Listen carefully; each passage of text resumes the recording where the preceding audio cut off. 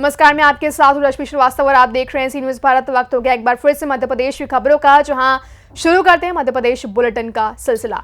मध्य प्रदेश विधानसभा के प्रतिपक्ष नेता उमंग सिंगार के जन्मदिन पर धार जिला मुख्यालय स्थित उनके निवास पर शुभकामनाओं का तांता लगा और ग्राम गंदवानी में उनके विधानसभा क्षेत्र में एक मैदान में कार्यकर्ताओं और समर्थकों ने उनके जन्मदिन को धूमधाम से मनाया। देखिए पूरी खबर विस्तार से। आज मध्य प्रदेश विधानसभा के प्रतिपक्ष नेता उमंग सिंगार के जन्मदिन पर धार जिला मुख्यालय के उनके निवास स्थान पर लोगों ने बधाई दी। आज के दिन ही ग्राम गंदवानी, जो कि सिंगार की विधानसभा क्षेत्र है, यहां उनके निवास स्थान के पास ही एक मैदान में जन्मदिन मनाया, जिसमें सुबह से ही उमंग सिंगार के हितैषियों, कांग्रेसी पदाधिकारी व कार्यकर्ताओं में अपने ही नेता उमंग सिंगार को उनके जन्मदिन की ढेर सारी शुभकामनाएं दी। गंदवानी ग्राम की बात कर तो यहाँ पर एक अलग ही उत्साह था। प्रतिपक्ष नेता को बधाई देने का सिलसिला जारी था, तो दूसरी ओर आदिवासी नृत्य बादल की थाप पर आदिवासियों के साथ साथ आमजन भी, जिसमें उमंग सिंगार के साथ मध्य प्रदेश के कई कांग्रेसी विधायक थिरकने लगे। आज की विशेषता यही रही, जिन मेधावी छात्रों को उनकी पढ़ाई की सुविधाओं के लिए स्कूटी वहां नहीं मिल पाई थी, आज उमंग सिंगार ने सभी कांग्रेसी विधायकों की सहमति से यह घोषणा की कि सभी कांग्रेसी विधायक अपने क्षेत्र में मेधावी छात्रों को यह स्कूटी प्रदान करेंगे। मैं सिर्फ इतना कहना चाहूँगा कि ये जो नाम बदलने की राजनीति है, भारतीय जनता पार्टी को बाबा साहेब अम्बेडकर जी का वास्तविकता में सम्मान नहीं करते, लेकिन उनके नाम रखना, उनके नाम पर वोट लेने का काम करते हैं। आपने हाल ही में देखा होगा, विजयपुर में उपचुनाव हुआ, वहाँ बाबा साहेब अम्बेडकर जी की प्रतिमा तोड़ दी गई गुंडों के द्वारा। भाजपा के गुंडे थे, क्या उनको जेल भेजा? आपने बाबा साहब का सम्मान करने की बात करते हो।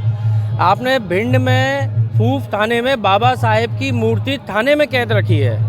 आप बताओ, मध्य प्रदेश में बाबा साहेब को थाने में कैद कर दिया मूर्ति के माध्यम से, तो वहाँ बाबा साहेब का इनको सम्मान नहीं ध्यान आता। इनके सारे वरिष्ठ नेता, मोदी जी, अमित शाह जी, जितने वरिष्ठ नेता हैं, एक पूर्व मंत्री हैं, वो तो ये कहते हैं कि 400 का आंकड़ा पार कर लेंगे तो हम संविधान बदल देंगे। कोई भी सरकार हो, अगर वोट की राजनीति करती तो गलत है, बड़ा दुख की बात है।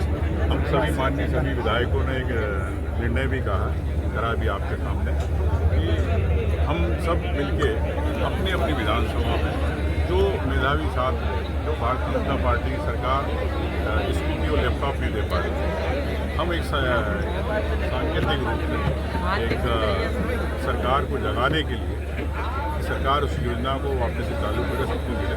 हम चाहते हैं कि 90,000 जो छात्र है लगभग उनको मिले, थोड़ा पीछे बस। इसीलिए हम सब मिलके अपनी अपनी विधानसभा में एक स्कूटी देंगे मेधावी छात्र। हमें वो लगता है कि सरकार जाएगी इन बच्चों के भविष्य के, युवाओं के प्रति सजग, ये हमारी भैया। कानून व्यवस्था चरमरा रही है, इसमें पुलिस करने को बंधक बनाया गया है। सौरभ शर्मा 1 महीने से ज़्यादा फरार है। इसके अलावा इन दोनों पार्षद मामले में केस दर्ज नहीं हुआ। देखिए, मैं समझता हूँ कि मुद्दे बहुत है, लेकिन आज जन्मदिन है तो मैं सोचता हूँ कि जवान से कड़वा नहीं बोलूँ, लेकिन मैं कहना चाहता हूँ कि सरकार कोई भी हो, किसी भी पार्टी की हो, जनता के प्रति सजग होना चाहिए। किसान हो, युवा हो, चाहे महिला हो, इस पर आपको सपने उनको दिखा के आप वोट तो लेना चाहते हो, लेकिन आपको उनके सपने पूरे करना पड़ेगा। तो मैं समझता हूँ कि भारतीय जनता पार्टी 1 साल निकल चुका, अगले 4 साल में अब कब करती है देखते हैं। सबसे ऐसे मुद्दे बहुत है, और आज मैं सोचता हूँ कि जन्मदिन के दिन इसको छोड़ो आज। बाहर से सी न्यूज संवाददाता प्रकाश जोशी की रिपोर्ट। झाबुआ में गणिवर कल्याण रत्न विजय जी महाराज साहब और 81 साधु साध्वी तथा 25 मुमुक्षु के साथ पेटलावद नगर में भव्य मंगल प्रवेश हुआ, जिसमें नवकारसी का आयोजन वर्धमान निमजा परिवार द्वारा किया गया। देखिए पूरी खबर विस्तार से। झाबुआ में गणिवर कल्याण रत्न विजय जी महाराज साहब और साधु साध्वियों का पेटलावद में हुआ भव्य मंगल प्रवेश। गणिवर श्री कल्याण रत्न विजय जी महाराज साहब का 81 साधु जी व साध्वी तथा 25 मुमुक्षु के साथ पेटलावद नगर में भव्य प्रवेश हुआ। खुशबू गार्डन में नवकारसी का आयोजन वर्धमान निमजा परिवार द्वारा किया गया। नवकारसी के पश्चात संत कल्याण रत्न विजय जी महाराज साहब के निश्रा में साधु साध्वियों और मुमुक्षु के साथ नगर के प्रमुख मार्गों से होते हुए स्थानक भवन में प्रवेश किया। स्थानक भवन में संत ऋषि कल्याण रत्न विजय महाराज साहब द्वारा प्रवचन दिए गए, जिसमें संत ने कहा कि आज के युवाओं को भौतिक सुविधाओं की ओर आकर्षित होने का जो चलन चला है वह बहुत ही दुखदायी है। हमें युवाओं को अधिक से अधिक संख्या में धर्म की तरफ लाना होगा। प्रदेश में संत मंडल की अगवानी में पेटला व जैन समाज के समस्त पदाधिकारी व स्थानवासी मंदिर मार्गी तेरापंथ दिगंबर जैन समाज के साथ महावीर समिति के पदाधिकारी मौजूद रहे। झाबुआ से सी न्यूज संवाददाता विनोद शर्मा की रिपोर्ट।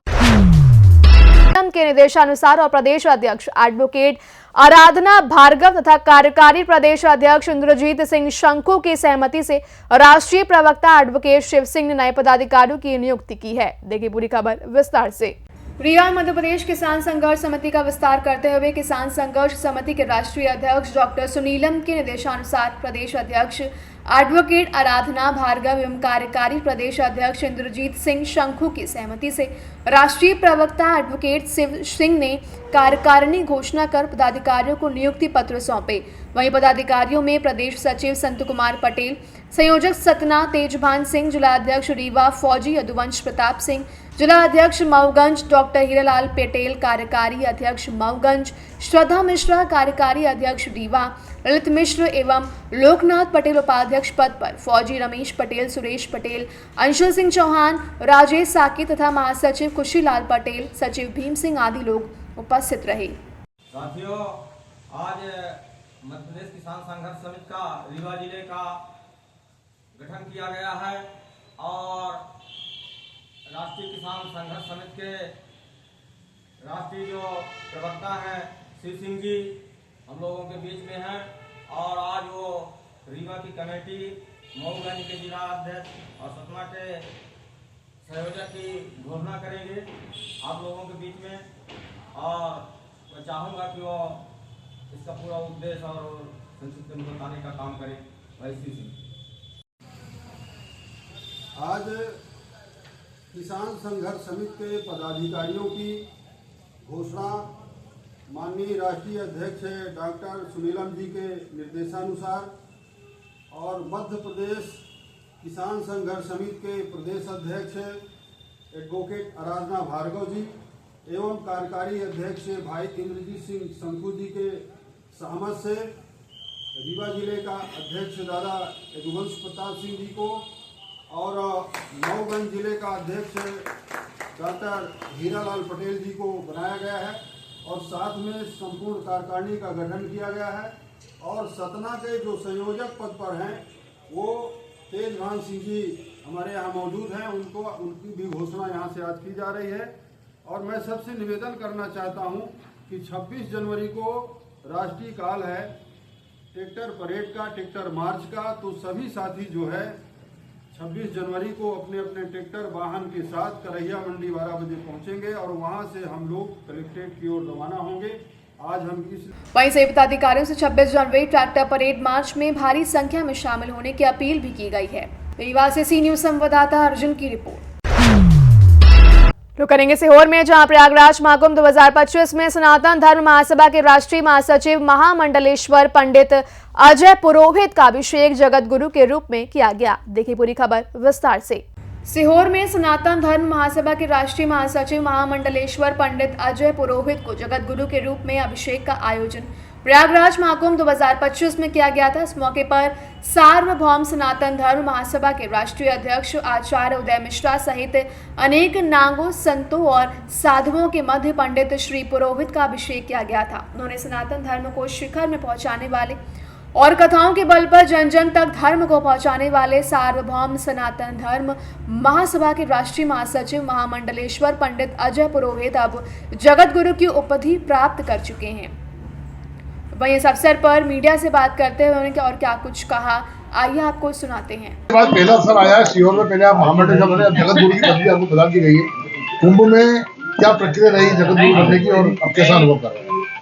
ये थोड़ा धार्मिक शास्त्रार्थ तो होता है और उसके बाद फिर जब वो लोग संतुष्ट हो जाते हैं तो फिर पूर्ण पट्टाभिषेक किया जाता है, दूध दही से अभिषेक करके और विधि विधान से फिर पुष्पार्चन करते हुए फिर ये प्रमाण पत्र सौंपा जाता है जगत गुरु को।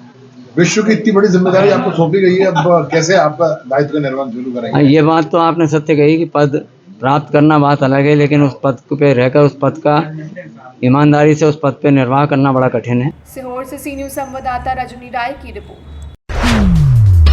आगे बताएंगे, विदिशा के सिरोंज में हैरान कर देने वाला मामला सामने आया, जहां सिरोंज में एक कलयुगी शिक्षक की करतूत सामने आई है। क्या है पूरा मामला, देखिए इस रिपोर्ट में। विदिशा के सिरोंज में हैरान कर देने वाला मामला सामने आया, जहां सिरोंज में एक कलयुगी शिक्षक की करतूत सामने आई है। एक प्राइवेट कोचिंग चलाने वाले शिक्षक अपने यहाँ पढ़ने वाले छात्रों के साथ अप्राकृतिक कृत्य करता था। इतना ही नहीं, शिक्षक वीडियो बनाकर छात्रों को ब्लैकमेल भी करता था। छात्रों का एक वीडियो लीक हो जाने पर हड़कंप मच गया। इसके बाद यह पूरा मामला सामने आया। उस शिक्षक से पीड़ित एक दो नहीं कई छात्रों के परिजन थाने में पहुंचे और पुलिस में शिक्षक के खिलाफ मामला दर्ज कराया। बताया गया कि 25 से ज्यादा बच्चों के साथ इस प्रकार की करतूत की है। आरोपी शिक्षक निजी स्कूल में पढ़ाता है, जो एक कमरे में कोचिंग चलाता था। बच्चों की शिकायत के बाद पुलिस ने बच्चों की शिकायत के बाद मामला दर्ज करके आरोपी की तलाश शुरू कर दी है। अभी प्रारंभिक तौर पर कुछ एक निजी संस्थान से संबंधित शिकायत प्राप्त हुई है। कुछ बच्चे आए हुए हैं थाने पर, उनके माता पिता अभिभावक भी हैं साथ में। हम उनको सुन रहे हैं और विधि अनुरूप हम कार्रवाई कर रहे हैं। जैसे भी वे लोग बताएंगे, जो शिकायत करेंगे, उसके अनुरूप हम लोग उसमें कार्रवाई करेंगे।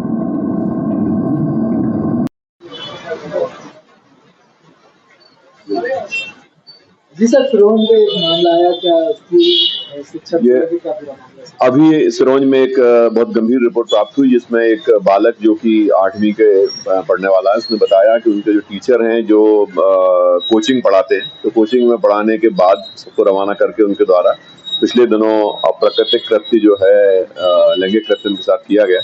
इसके बाद अन्य जो बच्चे हैं जो कोचिंग में पढ़ते हैं, उनके द्वारा ही बताया गया। तो करीब करीब मेरे ख्याल से अभी तक 4 या 5 बच्चे आ चुके हैं, जिनके द्वारा ये रिपोर्ट की गई है कि सत्यम रघुवंशी जो आरोपी है, वो प्राइवेट स्कूल में टीचर है, 27 साल उसकी उम्र है, और उसके द्वारा कोचिंग जो प्राइवेट कोचिंग पढ़ाते हैं, प्राइवेट कोचिंग के दौरान कोचिंग पढ़ाने के बाद पिछले 15 दिन से 3 महीने के बीच में इन बच्चों के साथ, बालकों के साथ अप्राकृतिक लैंगिक कृत्य किया गया है, जो कि काफी गंभीर है। इसमें बीएनएस और पॉक्सो एक्ट की विभिन्न धाराओं के तहत प्रकरण पंजीबद्ध किया जा रहा है। आरोपी को पुलिस ने राउंड अप कर लिया है और तत्परता से उसको राउंड अप करके पुलिस पूछताछ कर रही है। प्रकरण में सारे एविडेंस लेकर सक्षम और सख्त कार्रवाई इसमें की जाएगी। कौन बीएनएस की धाराएं कौन सी? इसमें विभिन्न धाराएं इसमें लगेंगी, क्योंकि वो कस्टोडियन भी हैं, टीचर भी हैं, और उनके द्वारा बालक के साथ ये कृत्य किया गया है। क्योंकि अब जो बालकों के साथ लैंगिक कृत्य होता है वो जनरल न्यूट्रल है, तो इसमें विभिन्न धाराएं, इसमें सेक्शन शामिल किए जाएंगे। एफआईआर होने के बाद आपको बताया जाएगा। 5 बच्चे, जैसा कि मैंने बताया, पीड़ित अभी तक सामने आए। सर, कौन से स्कूल में टीचर? ये कोई सिरोंज का प्राइवेट स्कूल है, उसमें टीचर का काम करते हैं। विदिशा से सी न्यूज संवाददाता सुनील की रिपोर्ट। फिलहाल इस मध्य प्रदेश बुलेटिन में बस इतना ही। देश दुनिया की तमाम खबरों के लिए आप देखते रहिए सी न्यूज भारत।